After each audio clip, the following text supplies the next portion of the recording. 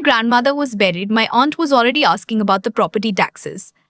Not quite he, not late till over the phone when the grief had settled a little.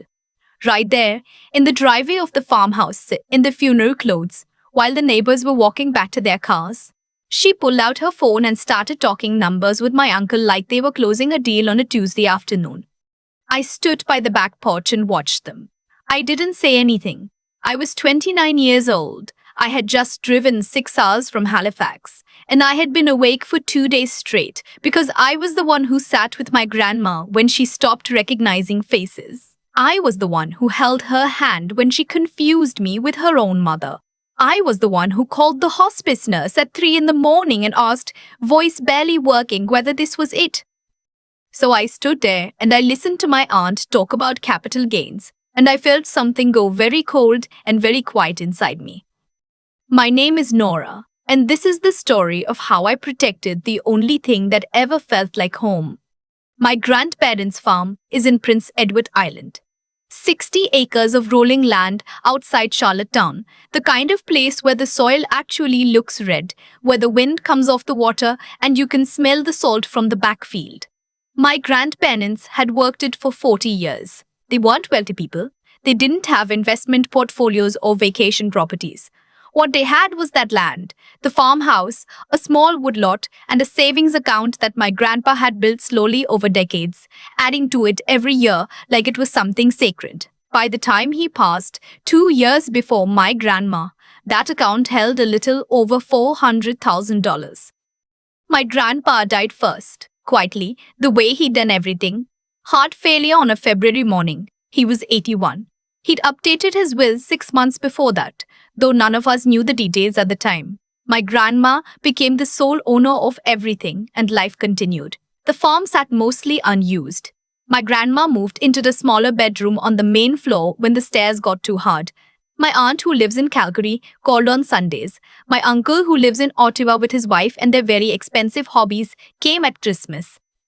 I was the one who drove out every second weekend. I want to be careful here, because I know how this sounds. I'm not writing this to paint myself as some kind of saint. I had my own apartment, my own job. I work as an occupational therapist at a rehabilitation center, and I had my own life happening. But my grandma was the person who had raised me more than anyone else did. My parents divorced when I was 7, and the years that followed were chaotic in a way I don't have the energy to explain right now. The farm was the place where I did my homework at the kitchen table.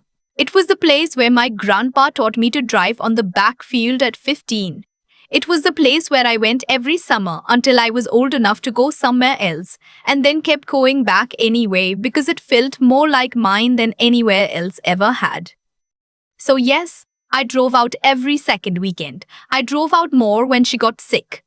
When my grandma was diagnosed with early-stage dementia, the shift was gradual at first and then very fast. Over about 18 months, she went from forgetting appointments to forgetting the names of her grandchildren to forgetting that she had grandchildren at all. I applied for a leave of absence from my job. I moved my things into the spare room. I cooked her meals and made sure she took her medication and sat with her through the nights when she became frightened and confused about where she was. My aunt visited twice during that entire period. My uncle came once and stayed for a long weekend and spent most of it on his laptop in the kitchen. Not later, over the phone, till. My grandma passed in October on a Thursday morning while the light was coming through the curtains of her bedroom in that particular way it does in autumn on the island. She was peaceful. I had just stepped into the hallway to get her some water when it happened. I came back and she was gone. I stood in the doorway for a moment, and then I sat down beside her bed, and I didn't move for a long time. My uncle arrived the next evening. My aunt flew in the morning after the funeral arrangements were confirmed. The service was small, the way she would have wanted. Friends from town, neighbors, some people from her old church. The kind of gathering where people bring casseroles and tell you things like, she was such a light, and mean it, completely. And then, in the driveway, my aunt made her comment about the property taxes. My uncle joined in shortly after. They weren't being cruel, not exactly. Or maybe they were, and they'd just practiced it enough that it looked like practicality. They talked about the market, about how PEI property values had jumped significantly, about what made sense given that neither of them lived nearby, about the savings account and how it would be divided. I remember my aunt said at one point, "We'll need to figure out what Nora gets," obviously, in a tone that suggested figuring out what Nora gets was a very minor line item in a much larger spreadsheet. I went inside. I sat at the kitchen table, the same one where I had done my homework as a child, and I thought about what my grandpa had said to me the last time I saw him clearly. It was about a year before he died. We were sitting on the back porch after dinner, watching the light go off the field. He wasn't a man who talked about feelings very directly. He was the kind of person who showed you things instead of saying them. But that night, he turned to me and said, "You know this place is yours, Nora, in every way that matters." I hadn't thought much about it at the time. I thought he meant it sentimentally. I thought he was just acknowledging what we both knew, that I was the one who came back, who cared, who would carry it forward in some way. I didn't know he had already spoken to his lawyer. The estate lawyer contacted me 2 weeks after my grandma's funeral. She told me that my grandpa had, before his death, added a codicil to his will. The codicil didn't change the primary distribution. The savings account was to be divided 3 ways between my aunt, my uncle, and my mother, who had predeceased him, which meant her share would come to me as next of kin. But the codicil had one other element. It designated me as executor of the estate, and it gave me, in his words, full discretionary authority over the disposition of the farm property and its associated assets to be managed in accordance with the values of preservation and family legacy, rather than immediate liquidation. I read that sentence about 4 times. He had seen it coming. Somehow, years before it happened, he had understood what his children would do the moment the farm became available, and he had quietly, without saying a word to anyone, made sure I had the authority to stop it. I called the lawyer back the next morning. I asked her to walk me through every option available to me. We talked for almost 2 hours.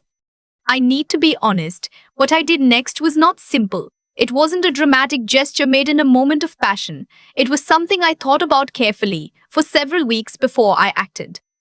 I consulted with the estate lawyer. I consulted with a second lawyer, a specialist in trusts and estates in Charlottetown. I asked every question I could think of. I looked at my grandpa's exact wording until I had it memorized. And then I placed the farm, the woodlot, and the farmhouse into a registered family trust. Under the terms of the trust, the property would be preserved for a minimum of 25 years. It could not be sold without the unanimous consent of 3 trustees, myself, the lawyer, and a representative from a local agricultural preservation organization. Income generated from the land, a small amount from a farming lease to a neighbor who had worked part of the acreage for years, would go into a fund designated for maintenance and, eventually, educational grants for rural students from the island. My grandpa had never been to university. My grandma had wanted to be a teacher and couldn't afford the schooling. The grants felt right. I told no one what I had done. The first person to find out was my aunt, about 6 weeks later. She called on a Wednesday evening. I was back in Halifax by then, back at work, trying to reattach myself to ordinary life. She sounded pleasant at first. She has a way of sounding pleasant that makes you hold very still, like you're waiting to see which direction something is about to move. She asked how I was doing. I said fine. She asked about the farm, casually, as if she were asking about the weather. I told her I was handling things as executor. She said she'd been in touch with a realtor friend of hers, just casually, just to get a sense of the market. She said the numbers were really exciting. She said this could be life-changing for our family. I said I thought that was probably premature. A short pause. What do you mean? I mean I'm still working through the estate. Nothing has been decided. Not later, Havon, in the driveway of the farmhouse, in the driveway of the farmhouse, in the drive there, in the drive there, in the driveway of the farmhouse. I know, I said, and I will. She hung up relatively quickly after that. I sat with my phone in my hand for a while. My uncle called 3 days later. He was less subtle.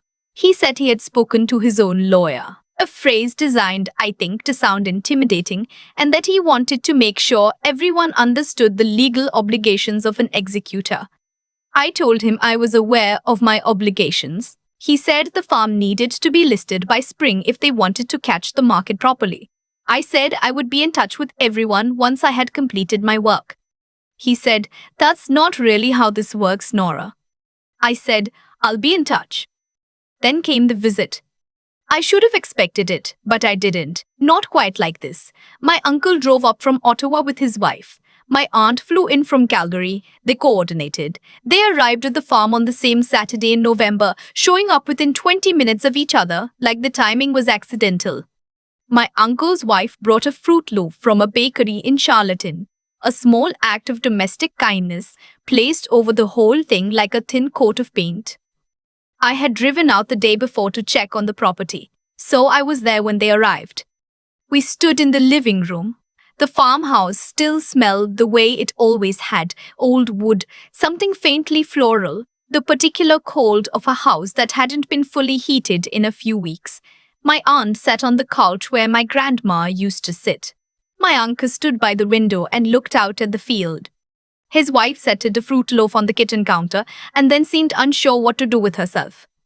My aunt said very warmly, "We just thought it would be good to all be here together, to talk things through." She looked around the room like she was seeing it properly for the first time.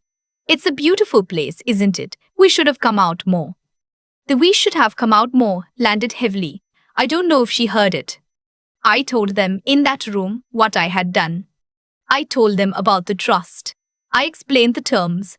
I explained my grandpa's codicil and the discretionary authority it gave me, and how I had consulted with 2 lawyers before acting. I kept my voice steady. I had rehearsed this. The room was very quiet for a moment. Then my uncle said, "You've got to be kidding me." My aunt uncrossed her legs and crossed them again. She was looking at me with an expression I couldn't quite read. Not quite anger, not quite shock. Something calculating moving behind her eyes. She said, "Nora, you can't just decide what happens to this property. The will leaves the estate to us. You were named executor, not owner." I told her I understood the distinction. I told her that my grandpa's codicil gave me explicit authority over the farm property specifically, and that I had exercised that authority in the way I believed honored his intentions. I told her the savings would be distributed as the will directed. She, my uncle, and through my mother's share, myself. That money was coming, exactly as promised. "But the farm," she said. "The land." "The land is in trust," I said. "For 25 years. My uncle put his hand on the back of a chair. "That's not your decision to make. According to the codicil, it is." He said they would contest it. I said that was their right. He said I had no idea what I was getting into. I said maybe not, but that I had 2 lawyers who disagreed with him. He picked up the fruit loaf his wife had brought, I think by accident, and then put it back down. They left within the hour. My aunt walked out without saying goodbye to me directly. She said goodbye to the room. The months that followed were hard. I won't minimize that. There were letters from their lawyers. There were accusations that I had overstepped, that I had abused my role as executor, that I had acted against the interests of the estate. My lawyers pushed back, methodically and without drama. The codicil was clear. My grandpa's language had been precise, and his lawyer confirmed that the wording was intentional, that he had asked specifically for that language and understood what he was doing. My uncle eventually stopped returning calls. My aunt and I haven't spoken directly since that Saturday at the farm. I think about my grandpa a lot these days, about that evening on the back porch, and what he meant when he said the place was mine in every way that mattered. I used to think he was just telling me something emotional, but I think now that he was also telling me something practical. He knew what was coming. He knew his children. He had spent 40 years building something with his hands, and he was not willing to let it disappear into a market analysis in the month after his wife was buried. He trusted me to hold it. The farm is still standing. The neighbor who leases the back acreage still brings the field in every year. The farmhouse needs some work on the east side. The siding took some damage last winter, and I'm saving to repair it. I go out there every couple of months. I walk the field. I sit on the back porch when the weather allows, and I watch the light go off the land the way my grandpa used to watch it. Last spring, the trust fund paid out its first two educational grants, $2,000 each to students from rural PEI who were heading to university. They were the first in their families to go. I thought about my grandpa when I signed the letters. I thought about my grandma, who had wanted to be a teacher and never got the chance. I think they would have liked that. My aunt called once, about 8 months after everything settled. She didn't bring up the farm. She asked about my job and whether I was still in Halifax. The conversation was 12 minutes long and mostly silence with words dropped into it.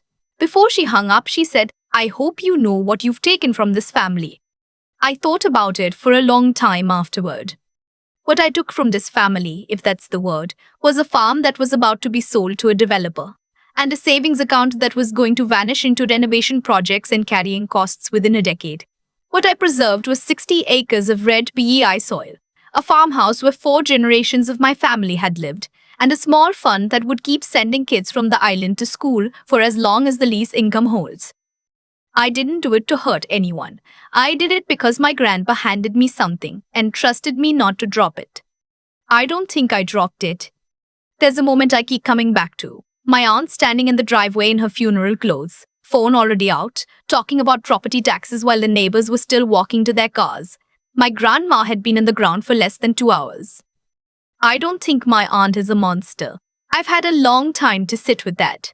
She made choices consistently over years, not to come, not to call, not to show up for the hard parts, and then she arrived at the end expecting the reward that comes from showing up. That's not evil. It's just a kind of moral failure that happens slowly, quietly, in the small decisions people make when they think no one is keeping track. But someone was keeping track. My grandpa was. He didn't leave me an angry letter. He didn't cut anyone out in a dramatic gesture. He sat with his lawyer, and he chose precise language, and he trusted that I would know what to do with it. That kind of trust, the quiet, practical kind, is something I've thought about a lot since then. He didn't just love me, he believed I had the judgment to handle something difficult. Those are two separate things, and both of them matter. What I did in the months after my grandma passed wasn't easy, and I want to be clear about that. I was grieving.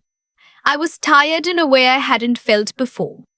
The specific exhaustion that comes from caring for someone through their final stretch, and then suddenly having no one to care for. And in the middle of that, I had to make legal decisions, consult with lawyers, field calls from people who were angry with me, and hold a position that I knew was right even when it made me feel very alone. That's the part no one tells you about. Doing the right thing doesn't feel triumphant when you're in it. It mostly just feels hard. But I had something to work with. I had clarity about what my grandpa had intended. I had the patience to understand the legal tools available to me before I acted. And I had the willingness to keep going after my uncle said, "That's not how this works," and after my aunt walked out without saying goodbye. You need all 3 of those things. The integrity to act in line with what you actually believe, the intelligence to understand the situation clearly before you move, and the endurance to hold your ground when the people around you are telling you to fold. Not later, settle a little. Not later, over the phone, sit. Not later, speak. That's a loss I carry. I don't pretend otherwise. But last spring, I signed 2 letters to 2 students from rural PEI who were the first in their families to go to university. The trust fund paid for it. My grandpa never finished school past grade 10. My grandma wanted to be a teacher and couldn't afford it. I thought about both of them when I sealed those envelopes. I think that's what it means to honor someone, not to preserve a building or a piece of land exactly as it was, but to take what they valued and carry it forward into something real. My grandpa handed me something and trusted me not to drop it. I don't think I dropped it.